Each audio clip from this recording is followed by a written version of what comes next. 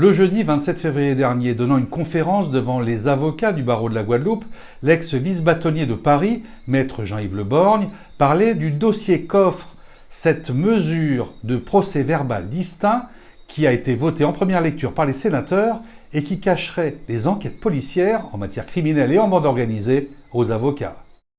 Avez-vous vu le dernier texte qu'a voté le Sénat ? Première lecture. Enfin, compte tenu du contexte, je ne serais pas absolument surpris que ça soit voté en termes identiques par l'Assemblée nationale. Ce qu'on a appelé les dossiers coffres.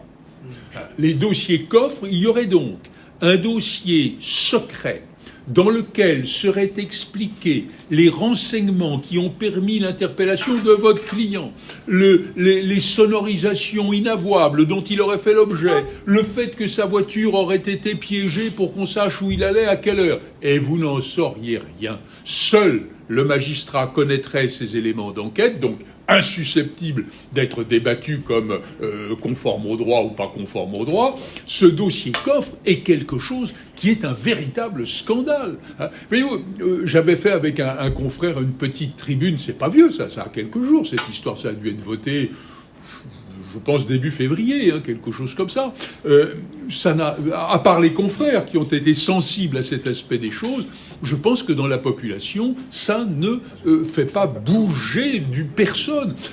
Alors, il y a quelque chose qui me paraît intéressant sur le dossier secret. C'est l'affaire Dreyfus. Je ne sais pas si vous avez souvenir, le premier procès Dreyfus, en 1894, là où il est condamné au bagne, eh bien, au moment où le tribunal militaire va se retirer pour délibérer, un militaire bien propre sur lui en uniforme vient voir le colonel et lui donne un dossier. Qu'y avait-il dans ce dossier ? On ne le saura jamais. Or, le tribunal, partant en délibéré, est parti avec ce dossier. Je dirais cette honte judiciaire, surtout dans le contexte de l'affaire Dreyfus, dont on sait ce qu'il y a lieu de penser parce qu'on connaît la suite et puis puisqu'on connaît le contexte aussi, démontre ce que supporte cette idée de dossier coffre et de dissimulation des éléments. N'allons pas tellement plus loin, parce que Dreyfus, c'est vieux, mais on a tous entendu parler de l'affaire Bismuth, où Sarkozy, on peut prononcer les noms, tout le monde connaît l'histoire, s'entretient au téléphone avec son avocat. On dit dans un premier temps, on a osé dire, ce n'est pas son avocat, puisqu'il n'est pas poursuivi. Donc il s'entretient certes avec un avocat, mais on ne peut pas dire qu'il s'entretient avec son avocat, parce que pour avoir un avocat, il faut être mis en examen, ou à la limite au moins convoqué dans un service de police. Là, il n'y a rien du tout. Donc il parle avec un vieux copain, et puis on n'en parle plus, et on s'arrête là. Et puis, il y a eu toute la procédure qui a été faite sur les écoutes, puisque ce procès n'existerait pas s'il n'y avait pas ces écoutes. Et vous avez cette phrase qui a été reprise à tous les niveaux du tribunal.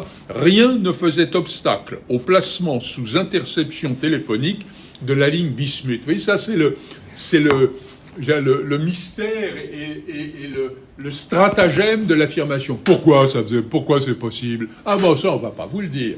Rien ne l'interdisait. Et en réalité, la conclusion, c'est que l'entretien entre un quidam et son avocat est secret, sauf si, au cours de cet entretien, on s'aperçoit que l'avocat participe à une action illégale. Et il n'y a qu'un malheur. C'est que pour savoir s'il participe ou s'il participe pas, il faut d'abord commencer par écouter. Parce que sinon, je vois pas comment on pourrait... de telle sorte que cette circonvolution aboutit à dire on peut très bien écouter un avocat et son client, il n'y a aucun... Alors après, de temps en temps, on nous dit que le secret, c'est la garantie primordiale du procès équitable. Bon, mais il n'est pas pour autant intangible. Ces formules d'une hypocrisie extraordinaire, où l'on dit d'un côté que, certes, c'est éminemment respectable, et la condition du procès équitable, mais au fond, ça n'a pas d'importance. Ça me rappelle, monsieur le bâtonnier, nous y étions, le fait que le procureur général nous disait, il y a 3 jours, ou quelque chose comme ça, que le dépassement du délai raisonnable, évidemment, c'était fâcheux.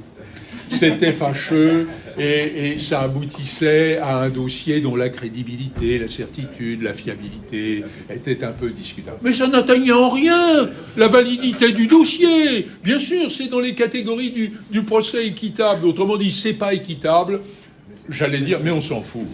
Voilà, et je pense qu'il y a un vrai problème entre l'affirmation des principes et la réalité judiciaire qui est peu à peu corrodé et un peu marqué par ce désir de punir, comme si le désir de punir était l'alpha et l'oméga de la délinquance. D'ailleurs, c'est un peu ce qui s'entend ici ou là. Il suffit de poser que la répression va s'intensifier et à partir de là, la délinquance terrifiée va se réfugier dans la vertu et la société sera apaisée. Et pour aller plus loin et pour mieux comprendre ce qui se cache derrière ce texte actuellement en navette parlementaire, à lire cet article en page 19 de votre quotidien France Entier de ce jeudi 6 mars.